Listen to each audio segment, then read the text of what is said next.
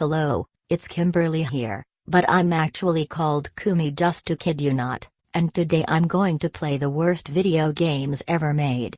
First, let's start with E.T.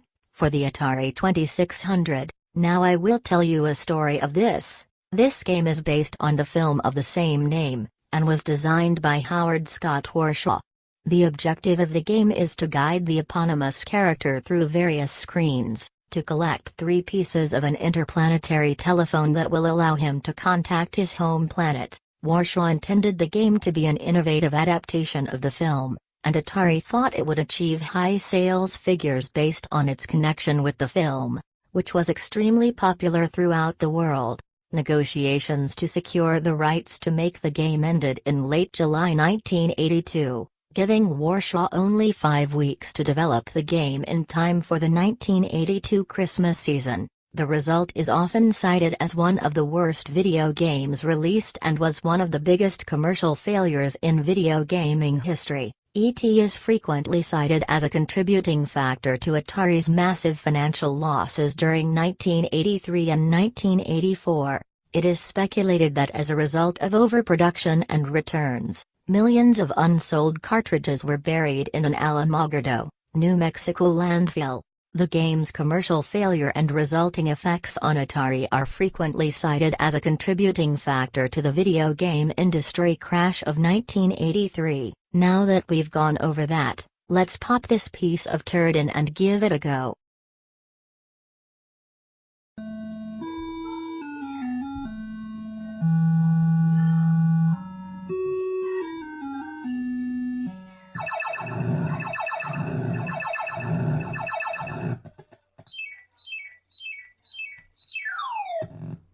What? I fell in a hole. Now how do I get out of here? Oh, you're supposed to hold the joystick in a very specific way that makes a whole lot of sense. What? I fell in the hole again? Now this game is pissing me off. Now that you've seen me play this, I suggest that you shouldn't play this damn filth. Anyway, moving on. Now as you can see, I'm holding a game that actually costs almost $200. It's called Action 52. Do you know why this game is called Action 52? Because there's 52 games in one, of course. A lot of people have considered this one of the worst video games ever made. Do you know why? Because everything is horrible, from the graphics to the music. And just to let you know, there's an odd thing about this. Whenever you play the game too long, if put in a top loader, it gets really hot and smells like burning plastic. Now right below me is a top loader. If people don't know about this, this is a smaller version of the Nintendo Entertainment System. Now let's get on with this game.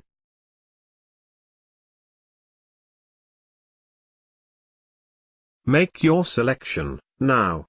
Wow, just look at those games. Fire Breather, Star Evil, Illuminator, G-Force, Ooze and many others. I'll try Alfredo. What? I got killed by Macaroni? What were they thinking? Let's try the other games. Okay, when the hell even came up with this crap? This game is the most god-awful disgrace in human existence. To hell with this. Something has to be done now.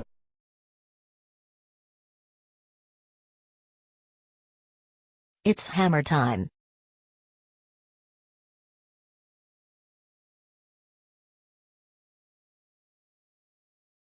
Okay, now on to Superman 64. It is infamous for the negative reception it received from critics and is considered one of the worst games of all time.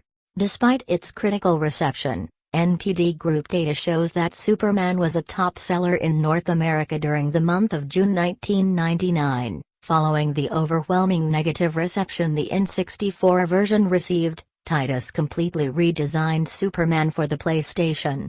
However, due to the expiration of its Warner Bros. License, Titus was unable to release the PlayStation version, resulting in its cancellation in 1999. Superman was listed as the worst game of all time by Game Trailers, the worst game on a Nintendo platform by Nintendo Power, and as the worst video game adaptation of a comic book by both GameSpy and Game Daily, Superman was largely criticized for having unnecessarily repetitive, difficult, and confusing objectives, unnecessarily short time limits that left no margin for error, numerous glitches that interfere with gameplay, poor graphics, infamously short draw distances, and poor controls, and is currently called the worst game of all time. Alright, let's see what will await.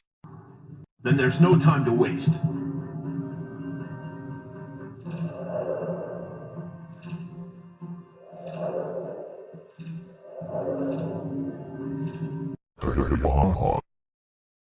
What? Lex wins? Now I've got to do the whole damn level again. Okay, I've had absolutely enough of this. This game.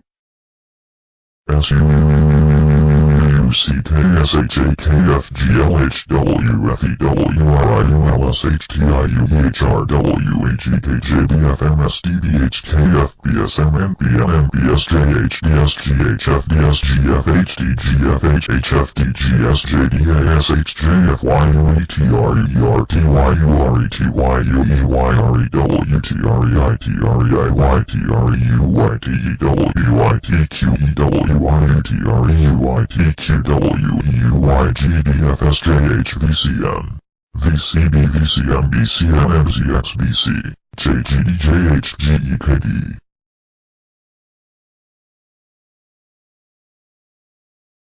Okay, moving on to another horrible game ever made, Dragon's Lair on NES. This game is what people have been considering one of the most frustrating games ever made, due to the game's sluggish pace and the fact that most enemies are able to instantly kill Dirk with one touch. Only the smallest enemies, such as bats, drain Dirk's life bar instead of killing him outright. The game is harshly criticized for its high difficulty level. The game is not unbeatable, but requires the player to learn the timing of the game's enemies and obstacles through repetition. The game's poor controls, lack of checkpoints, and finite number of lives, however, makes this nearly impossible. Another factor adding to the game's immense difficulty is the fact that the player can only lose 5 lives before being forced to start the entire game over. Also, in between levels, the player is taken to an elevator that travels between different floors, like in the arcade game. If the player gets off at the correct floor, they can continue the game. If the player gets off at the wrong floor, they are forced to replay a previous level. Well, anyway, let's get to the game already. Okay then, jumped over the dragon and, what? How can a door kill you? I better get past this, or else, I'll throw a fit.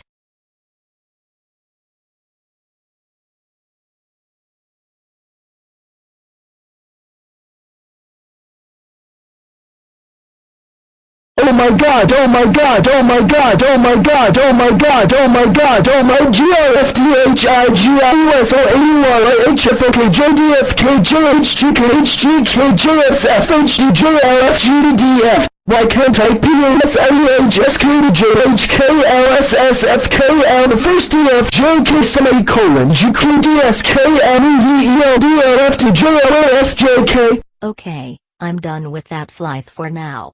Give me suggestions in the comments on what else I should play. See you all in the next vid.